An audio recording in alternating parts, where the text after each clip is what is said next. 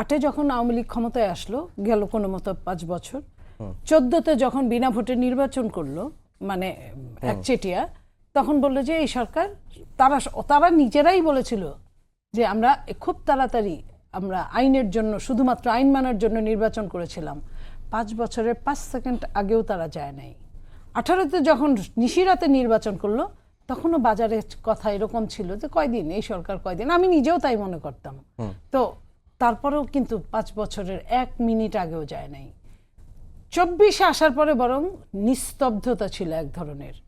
তখন মনে হয়েছিল ভেতরে ভেতরে যে ওই যে প্রতিদিন বাগে খায়, একদিন বাগে খাবে, সেদিন টের পাবে না। তো আমি বলছি যে বাজারে যে আলাপ, বাজারের আলাপ সবসময় ঠিক হয় না। আর একটা সরকারকে যখন এই এনসিপি নেতা নাহিদ বলেছিলেন 2 মাসের, বিএনপি সরকারকে বলেছিলেন যে পৃথিবীর সবচেয়ে অজনপ্রিয় সরকার নাকি। সরকারের বয়স কত? 2 মাস। আপনার জনপ্রিয়তা মাপারই কোনো নিক্তি জেনে হয় নাই।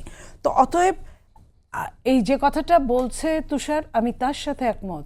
যদি কিছু হয় বিএনপির, ওই আমি কি একাই হেরেছি, তুমিও কি একটু হারোনি, আমাদের অবস্থা কাহিল হলে তাদের অস্তিত্ব সংকটে ভুগবে। তারা জামাত তার অস্তিত্ব সংকটে ভুগবে। তাদের প্রয়োজনেই বিএনপি যেভাবে টিকে থাকতে পারে সেই চেষ্টা তাদের করতে হবে। হ্যাঁ, সমালোচনা হবে, ছায়া সরকার হবে, একদম নিচ্ছিদ্র আলোচনা হবে, টুকটাক ঝগড়াঝাটি হবে, কিন্তু তার মানে এই না যে এক দফায় যেতে হবে। তার মানে এই না, কারণ ওই জুজুর ভয়, যেটা জুজু কিন্তু সব জায়গায় চলমান, বহমান, দাঁড়িয়ে আছে, আপনার মধ্যে, আমার মধ্যে, সবার মধ্যে। তার প্রকৃষ্ট উদাহরণ হাদি।